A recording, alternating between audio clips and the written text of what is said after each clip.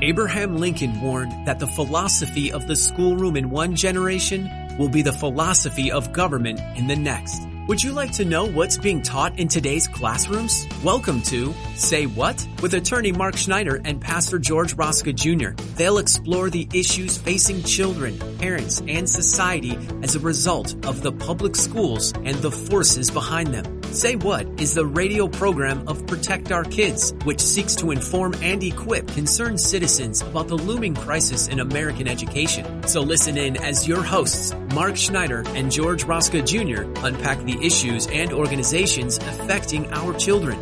And now here's your hosts, Mark Schneider and George Rosca Jr.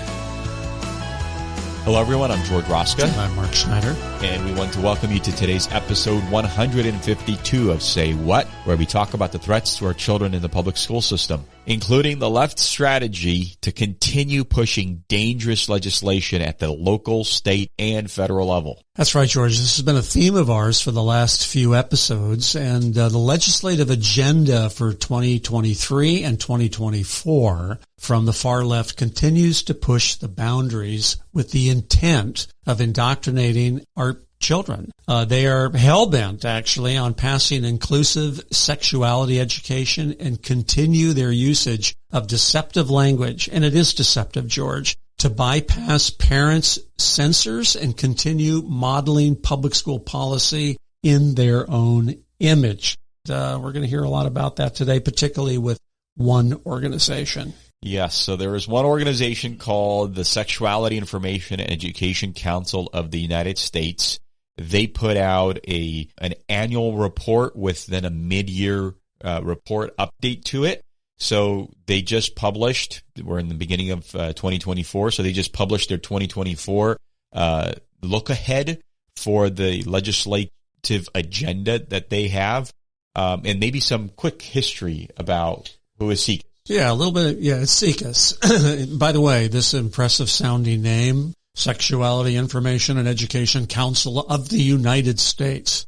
This is not a government agency, George. This is a private, it's a 501 of some stripe, founded in 1964 by the former medical director of Planned Parenthood, a woman named Mary Calderon. They are one of the top organizations that pushes radical sex ed policy and advocacy change. And as you mentioned, their mid-end year reports on status of comprehensive sexuality education is very informative, isn't it? Definitely is. To say the least. Yep. So we want to give you guys a flavor. I want all of our listeners, this year's report was a little bit longer. They're usually like around 30 pages. This year was 57 pages. Almost twice as long.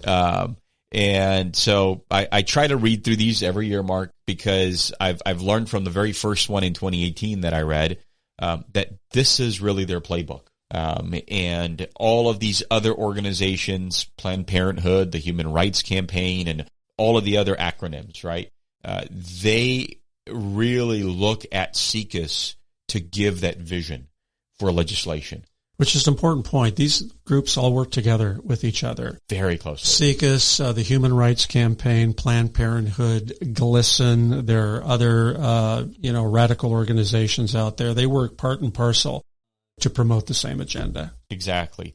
So, parents, this year I felt like the report really took a little turn, and a turn in how they talk about us as parents. And so over and over, they have certain talking points that they really want to come out, and they use them in different sections of the report. So what they do in the first part of the report is they look at, well, what happened in 2023? Was their agenda successful? Were they able to push it or not?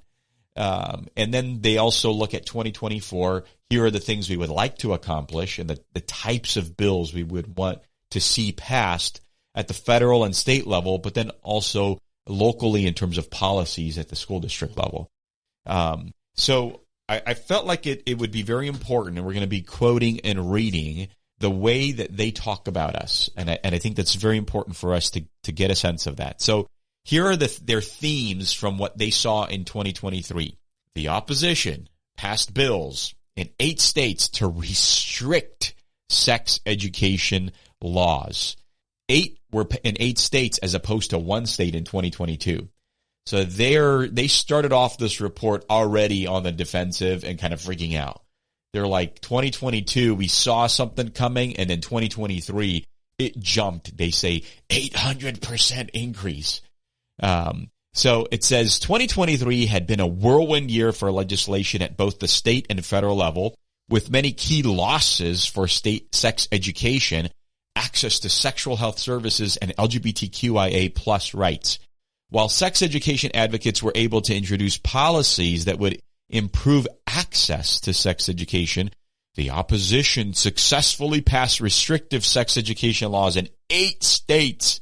That's an 800% increase in anti-sex education bills passed into law compared to 2024. And here's what they say. The impact of these policies will be devastating for the youth living in the states where these bills were passed. They go on to say, by the way, the opposition is us, George, Yes. and they have it as parents Yes. of school-age children. And they have another term for the opposition, the regressive minority. And we may be a minority now. The regressive minority is the new term the sexualized left talks about parents. Again, this is a quote. Some of the major trends that emerged in 2023 is that the opposition, also known as the regressive minority, continues to believe parental rights and similar misinformation tactics that seek to play off parents' fears are a winning strategy, despite all evidence to the contrary. However, the sheer volume of bills introduced in 2023 to restrict sex ed in primary grade levels, restrict the discussion of sexual orientation and gender identity in sex ed, and limit instruction in certain subjects within sex education, over 100 regressive bills across 31 states resulted in just 9 bills passing in 8 states, representing an 8.26% success rates. These bills inherently restrict sex. We don't want that to happen among our school-age children, particularly elementary school kids. So this is one thing for us to know. Obviously, how they're calling us. We're now being called the regressive minority. But also parents, we have our work cut out because they're right. Even though over 100 regressive bills across 31 states were introduced, a very small minority actually were able to be passed. And that means we need to work harder at getting those passed. And in one particular area, this report looking back at 2023 was touting the success. And that was in Massachusetts and New Jersey, because these 2 states took on the California model of comprehensive sexuality education, and they actually updated their health frameworks at the state level. So that's another thing that came out. But they also say more parental rights laws were passed at the state level. Over 20 so-called parental rights bills were enacted into law out of the 242 parental rights bills introduced. This is an almost 73% increase in parental right bills introduced from 2022 to 2023. Further, over 30% of these track bills were attacks on LGBTQIA plus young people's rights, reflective of the exponential increase in anti-LGBTQIA plus bills across the country. And again, they are saying that this is being asserted by a misinformation campaign by the narrow worldview of a small regressive minorities. So they mention this over and over and over. And I guess, George, the hate rhetoric against parental rights continues. Legislative attacks, according to SIECUS, on LGBTQIA plus youth are at an all-time high, with yet another year of countless harmful policies enacted that will create hostile classroom and school environments for these students. SIECUS has tracked at least 46 newly enacted laws in 22 states that will make classrooms and schools unsafe and discriminatory spaces for these young people. Even so, compared to last year, at least 10 states were able to preemptively pass protections for LGBTQIA plus students into law, with California alone passing 4 of these laws. Not surprising. Not surprising. And just 2 episodes ago, in episode 150, we talked extensively about some of the new laws in California, and the report takes a lot of what's happening in California, and it's trying to model it for the other states, and really encourages them. So parents, again, really good news. The other side is doing a good job of tracking our own progress, and 46 new enacted laws in 22 states. That's a really, really good win. However, though, there are still more crazy bills on the rise from the left. So SIECUS has tracked over 160 progressive bills that improve. Check out what they improve. Menstrual equity, mental health, and abuse prevention instruction that were some of the progressive legislation that were successful in 2023, with 18 bills enacted into law. So again, this kind of crazy stuff, we just talked about the Menstrual Equity Act here in California, and when it was codified, this is what they're trying to do. They're taking all of this crazy stuff from California and passing it everywhere else. Now, at the federal level, here is what SIECUS is really, really, really worried about. Any kind of parental bill of rights, which in the House, because we have a slight majority, they are saying we have seen push by the regressive minority attempting to push their harmful agenda, such as Parental Bill of Rights, which is H.R. 5, and Protection of Women and Girls in Sports Act of 2023, which is H.R. 734. While we saw extremist bills filed at the federal level, we were pleased to work closely with our sex education allies and representatives to do what? Well, they're trying to pass the Real Education and Access for Healthy Youth Act. So that's the California Healthy Youth Act, which they're trying to push now at the federal level. Yeah, and it's unless we stop it, it will happen. This is sort of in concert with the Biden administration's changing of words in Title IX, which affects federal funding for all schools, to include one's sexual orientation and gender identity. So it'll be a whole new ballgame if that indeed happens. Well, George, there's an emerging trend alert, I guess, according to SIECUS, called digital censorship. Correct. So this is new. This is something that they're really trying to get their members to be on the alert and well aware. And here's what they say about this emerging trend alert, Mark, when it comes to this digital censorship. The regressive minority, that's us, is intent on censoring and erasing critical sexual and reproductive health information from schools, libraries, and increasingly online in order to black out resources for young people. It will be critically important for sexual and reproductive freedom advocates to closely monitor and oppose devious misinformation tactics seeking to create false support for online censorship. The most prominent such bill, the Kids Online Safety Act, KOSA, showcases the way that misinformation tactics being used to attack inclusive programming in schools is now being repurposed to target online content. This bill appears to increase online safety for young people, but would in fact censor sexual and reproductive health content online. Such censorship would contribute to the sexual and reproductive health knowledge gap experienced by youth, especially in the, quote, conservative pockets of the country that restrict sex ed in schools. This will do more harm than good for young people and ultimately seek to silence discussions on sexuality and sexual health. In 2024, it appears that an emerging state legislative trend is for similar copycat bills to be introduced. So this is one key area where parents across the country have focused, and that's the digital space. And we have to continue staying hyper-focused there. The left is saying that we've been having great success on this front, and so this is why they're calling it an alert. And I'll tell you this, I haven't seen these kind of alerts in their past reports, so they must be pretty scared about this. But here's an overview also of the new sex education laws from 2023. And this is where it gets very interesting. And we're going to read on how the left is trying to frame these laws. So first, in Arkansas, Senate Bill 294, which they call restrict sex education prior to 5th grade. As if we need that. Oh, my goodness. And it requires adoption awareness, which with emphasis, preference over abortion.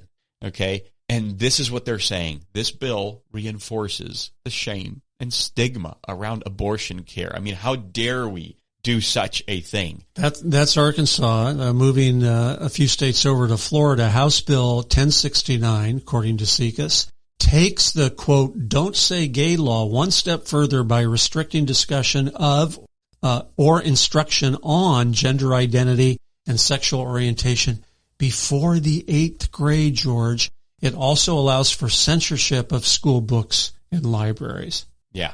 So if you remember, we did an episode a year ago about this don't say gay law, right, that Disney got all involved in.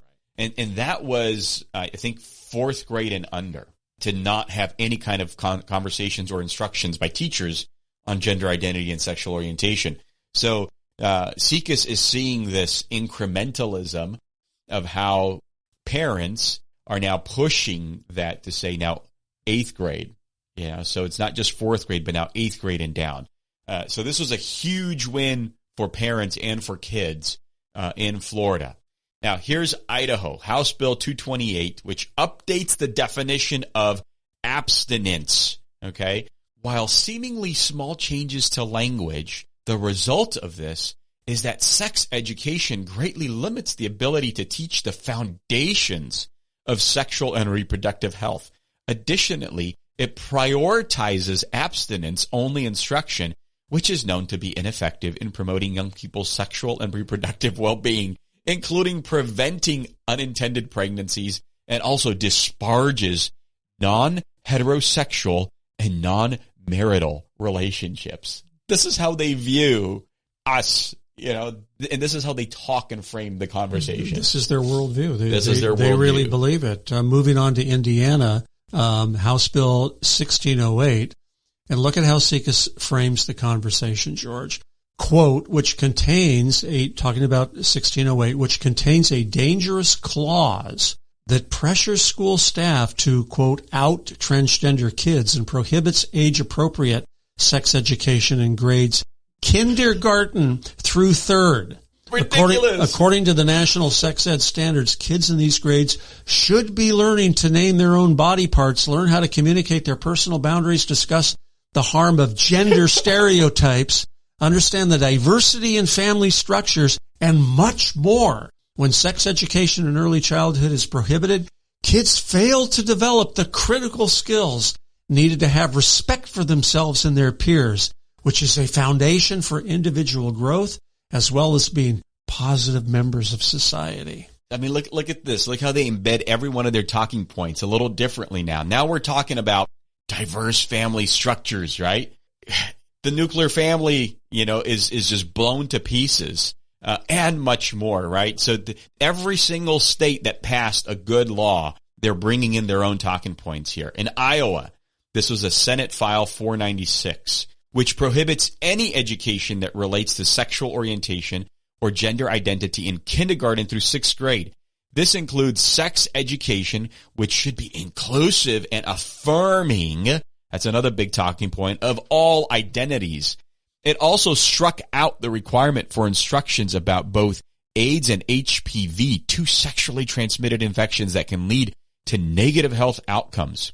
And additionally, the law restricts access to sexually explicit books and libraries and creates unnecessary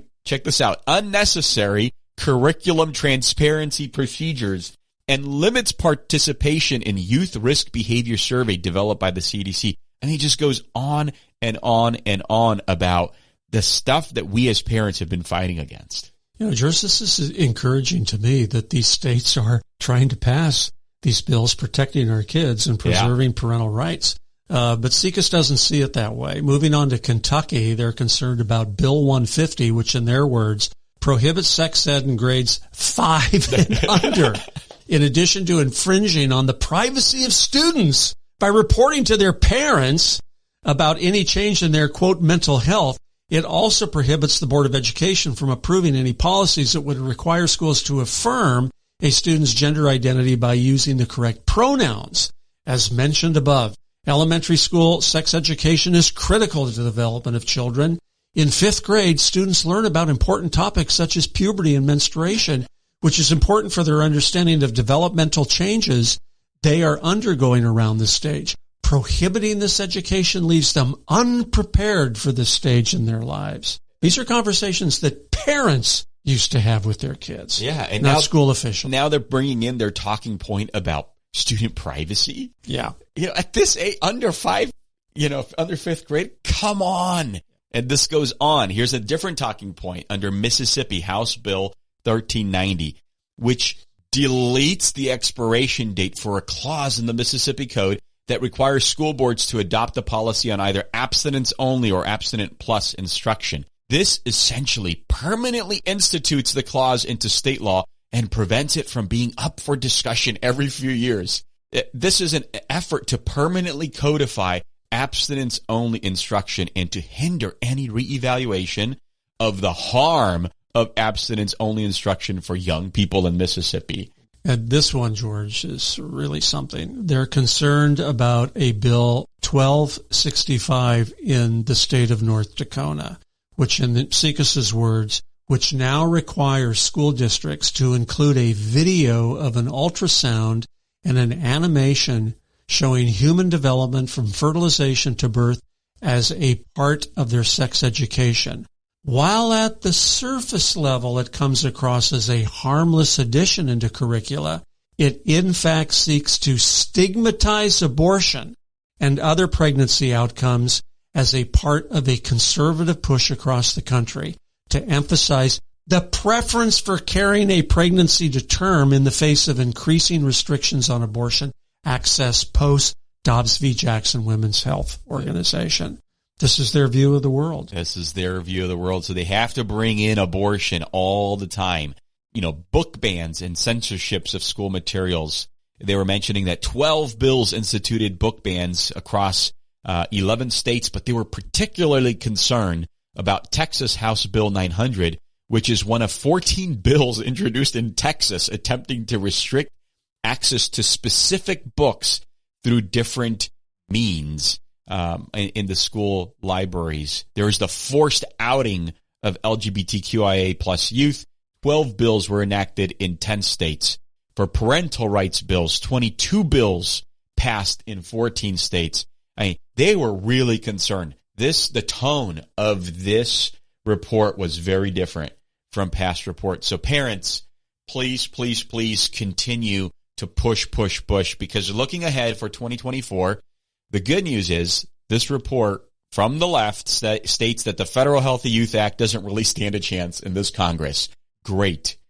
May they never stand a chance in any Congress. But they're going to continue around the rallying cry of reproductive health.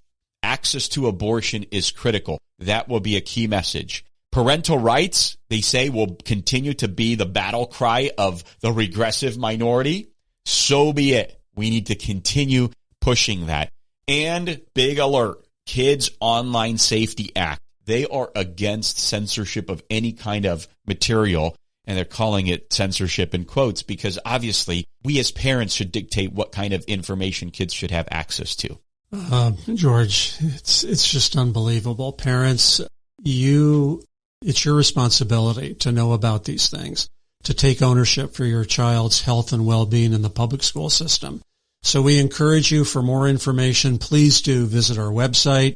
If you have a mind to donate to POK, that would be great. If you'd like to invite us to speak, you can do that also at our website. And please do share our videos and brochures. That's all the time we have for this week. We look forward to seeing you next week on another episode of Say What? You've been listening to Say What, the radio ministry of Protect Our Kids, where they seek to inform and equip concerned citizens about the crisis in American public education and the forces working against our children. Join us at this same time every Saturday as attorney Mark Schneider and Pastor George Rosca Jr. unpack the issues so that we can better safeguard our nation's children. And join Mark and George right here next week at this same time for another episode of Say What.